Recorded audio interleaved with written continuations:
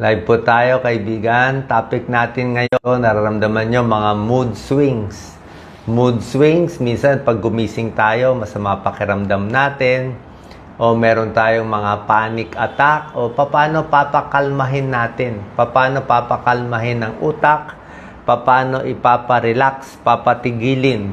Diba? Minsan nababother tayo. O mental health problem, malaking problema. Ano pa ibang mga nararamdaman nyo? Actually, yung iba talaga full-blown panic attack. Yung talagang kinakabahan, pinapawisan. Meron namang iba, tingnan nyo po kung ganito kayo, parang unreality attack. Unreality, parang feeling mo wala ka sa sarili mo, wala ka sa lugar mo, parang wala ka sa bahay mo o sa mundo, meron ganon. Meron ding atake na parang self-pity attack. Delikado tong self-pity attack. Yung self-pity, yung papasok sa utak mo, parang may bumubulong nagsasabi, parang wala kang kwenta, hindi maganda buhay mo, wala kang pupuntahan, marami ka sinaktang tao. So, nadidepress ka, delikado po yon. Baka mamaya, kung ano na pumasok sa isip mo. May ibang atake naman na mental health problem na meaning of life. Ano ba ibig sabihin ng buhay ko? Ano ba purpose ng buhay ko? Merong ganyan. Meron din namang atake, ito, misal sa kabataan, fear of death. Takot mamatay. Ano mangyayari pag namatay ako? Wala na ako, wala na akong existence. Ano mangyayari? Maraming ganyan. Sa kabataan, maraming hindi masaya sa sarili nila. May mga kabataan, gusto nila maging ibang tao. Mas gusto nila buhay ng influencer, celebrity. Kala nila mas maganda yun. Oo, pero itong mga mood swings na to, actually, ma-explain ko lang para siyang sugat eh. Oo. Hindi po ako nag-aral ng psychiatry, isa po akong internist, cardiologist. Kaya lang dumaan ako dati sa major depression. Matagal ako nagka-major depression, lagi ko kinakwento. 13 years ako naka-antidepressant. Ang mako-compare ko yung mental health problem, para siyang sugat. Para siyang sugat. Basta bagong sugat, kailangan mo alagaan hanggang maghilom siya. Diba? Ganun ang nararamdaman. So, kaya medyo expertise ko tong mga ganitong mental health problem kasi alam ko lahat ng symptoms eh. Ano ang sintomas? Yung unreality, parang wala sa sarili. Yung panic attack, yung pinapawisan. Yan ang first sign. Magugulat ka na lang, bakit pawis? O, pag hawakan mo, pawis, yun na yun. Diba? Biglang pinawisan, yung sabihin, kinabhan ka eh. Minsan, ikaw mismo, hindi mo pa tanggap na kabado ka. Pero yung katawan mo, yung utak mo, alam na niya na kabado ka. Kaya nauna na siya magpawis, medyo dry na yung mouth mo, medyo hingal ka na huminga, medyo hilo-hilo ka na, agitated ka na, unsteady ka na, parang babagsak ka na, may ganon. Tapos naghahanap ka na ng saklolo, parang saan ako pupunta. Oo. Tapos na-overwhelm ka. O parang iba na, yung iba parang kumakapal. Alam nyo na po yan. Kahit anong atake to, usually nervyos yan, maraming cause. Lalo na ngayon, sa mundo ngayon. Nakakadagdag yung social media.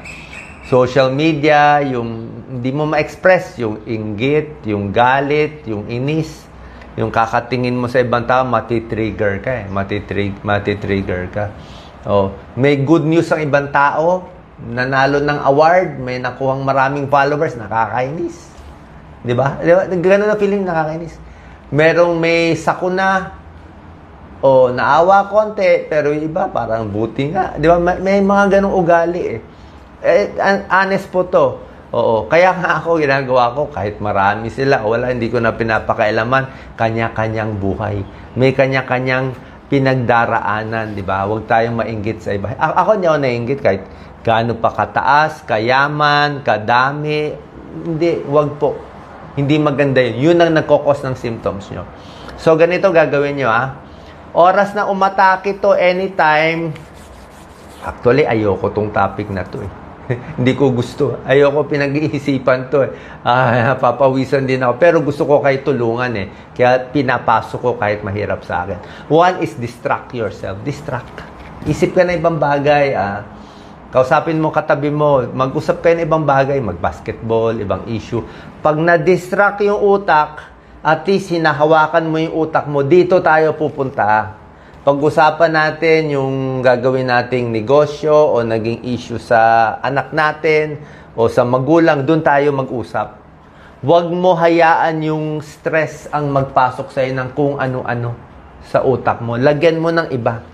Kasi hindi mo matatanggal yung negatibo, patungan mo ng iba. Number 2, talk to someone. Kumausap ka ng ibang tao para ma-distract ka. Habang umaatake itong nervyos, ito lang tip ko lagi, avoid accident. Huwag ka lang matumba. Avoid rash decisions. Huwag bigla-bigla. Huwag tumawag dito, resign na ako. Tawagan niya yung amo, minura na niya. Wala mo na, walang galaw. Kasi wala ka sa sarili mo. Wala ka sa sarili mo. Wala lang gagawin. Another tip, call a friend. Call your mom, call a close friend. Minsan marinig mo lang yung boses ng girlfriend, boyfriend, magulang, o close friend. Kakalma ka na, di ba? Marinig mo lang boses niya ng 10 seconds, relax ka na. Okay na, di ba? So, ganun lang yung kabilis eh. Yung atake ng nervyos and unreality, ang bilis. Kaya nakakatakot. Nakakatakot yung nangyayari sa Korea. Ang taas ng risk ng... alam niyo naman nangyayari sa Korea. Maraming kabataan, mga K-pop. Marami rin, kahit sa Pilipinas. Kung ano-ano pumapasok eh. Kaya call a friend. Yung stress nyo na... Yung feeling nyo na ganito yan eh. Feeling nyo sobrang stress, sobrang akong lugi, sobrang malas ang buhay ko. Isang click lang. Maniwala ka sa akin, matanda na ako. Pinagdaanan ko yan. Isang click lang, okay ka na. Hintay ka lang. Di ba may kanta nga si Benny sa tour na maghintay ka lang. Maghintay ka lang, 1 day, 2 days, biglang, oops, okay na pala. Kung gaano ka bigla bumagsak yung stress mo, isang click lang, okay ka na. Kaya hintayin mo lang. Think of something old, something nice, something happy, something peaceful. Sipin mo yung mga dati. Para sa ating mga may edad, yung papunta sa senior, sa akin, ang effective yung mga magandang ginawa mo dati. Kunyari, may edad ka na, marami ka natulungan dati, marami ka nagawang charity work, marami kang naayos, parang masarap yun eh. Parang hindi na useless yung buhay mo. Parang ganun ba? Yun lang yun eh. Pero kung kabataan ka pa, wala ka pa doon, intayin ka lang, konting ipon pa, meron ka na rin mga good memories. Yung good memories mo nung bata ka, yun ang mag-aangat sa'yo pag matanda ka na. Pero kung matanda ka na, tapos puro kawalang hiyaan, dami mo sinaktan, dami mo inapi, malulungkot ka eh. Kasi mag-a-add yan eh. Kasi alam mong mali eh. Hindi ka rin happy doon. So, pwede ka mag-isip ng walang kabagay-bagay, anong movie, na anong kanta, anong story, yung mga walang kabagay-bagay. Focus on the object you see. Ito pa. Sa mga unreality, tingnan mo, ngayon, nakatingin tayo, kayo nakaupo, nanonood, may cellphone, tunay yung cellphone, nabakan mo yung kamay mo, tunay ito, nakaupo tayo, silya, pakiramdaman natin, nandito tayo sa isang lugar. So, dapat be physically present at tingin ka lang sa object. Doon ka muna, focus. Huwag kung ano-ano, huwag lilipad. Siyempre, kailangan stay healthy, di ba? Huwag magdodroga, huwag aalak para hindi magulo yung utak natin. Di ba? Eat healthy, uminom maraming tubig. Sinasabi ko, nakaka-relax yung tubig eh. Punta ka sa restroom. Kaya nga, pamparest yun eh, di ba? Kaya nga, rest eh. Kaya nga, comfort eh. Kailangan nyo ng comfort room, restroom. And sabihin mo sa sarili mo, lilipas din to. Pero syempre, kung madalas na yung atake, iba na pakiramdam mo talaga, hilong-hilo ka na, seek professional help. Merong mga psychiatrists, okay lang yung mga antidepressants. Sa Amerika, magugulat kayo, 30% naka-antidepressant. Sa Korea, siguro lahat yung mga na-stress, ang daming antidepressant. So, yung mga kabataan, nakikita ko yung mata nila ngayon, parang very glassy-eyed, na malungkot, na hindi maintindihan. Okay lang po yun. Konting tiyaga lang, ha? So, hanapin mo rin yung trigger mo. Baka may trigger. Ano ba nagpapatrigger sa'yo? Feeling ko ang trigger nyo, may nakita kayong post. Meron kayong secretly kinakainisan, nakita mo, yabang-yabang nito, ganyan. So, mainis ka na. O, biglang pikon ka na, magbabato ka na sa bahay o something. Diba? So, yun, may trigger. O, kulang sa tulog, nautusan ng amo, nini-stress ng amo, may phobia. Yan. Pwede rin isang trick, maglakad-lakad. Punta ka sa park, lakad. Okay? Isang pikit mata, relax. Self-talk. O, kausapin ng sarili. Sabihin mo, kaya to. Nalampasan ko na to. Kung kayo ay lampas 40 years old, nagpa-panic attack pa kayo, corny na po tayo. Nakakatawa na kayo kasi 40 years old, 15 na, 16 na, 17 na, nagpa-panic pa. Hindi ba? 100 beses mo na nalampasan yan Di ba? Usually kasi yung panic, maglalabas lang ng epinephrine, adrenaline yung katawan mo, kinabahan ka kinabahan yung utak, nag-release ng adrenaline, papawisan, parang pagod na pagod, pero 15 minutes lang yan. After 15 minutes, wala na, lupay-pay ka na. Okay? Final tips ko, ito po, konti lang pero maganda to. Dati nasulat ko tong article sa Philippine Star, Filipino Star. Tips para sumaya.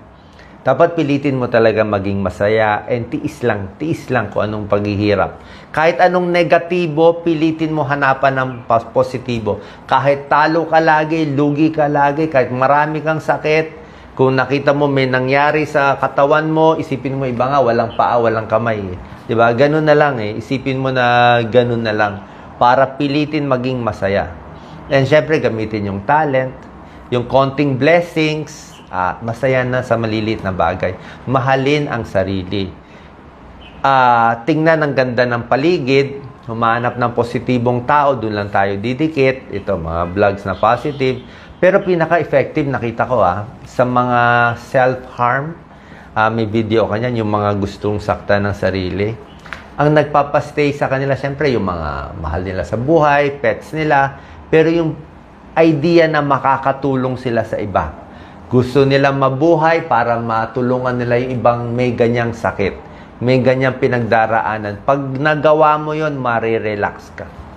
Yun talagang secret Kung gusto mo makaramdam ng 1,000 worth of happiness, ibigay mo yung 1,000 mo. Pag binigay mo sa mahirap, magiging masaya ka ng 1,000 worth. So, maging masaya, mag-exercise, matulog. Siyempre, yung pagdarasal, nasa sa inyo na yan. Given na yan, di ba? Yung iba, very effective ang dasal. Pero yung iba, mahirap kasi. Yung faith ng iba, medyo, ayoko rin ipilit May kanya-kanyang paraan. Yung iba nakukuha sa dasal, yung iba hindi. Kailangan sa psychology. And lastly, syempre, kung meron kang mahal sa buhay, kung meron kang Doc Lisa na tutulong sa iyo, malaking bagay po to. Sana po nakatulong to. Kung ano mang problema, lilipas yan. Kahit may nangyari, major accident, may nangyari sa pamilya, meron kang major diagnosis, tiis lang, lahat yan po may purpose. Salamat po, God bless po, ingat po kayo. Palagi share po natin sa ating kababayan.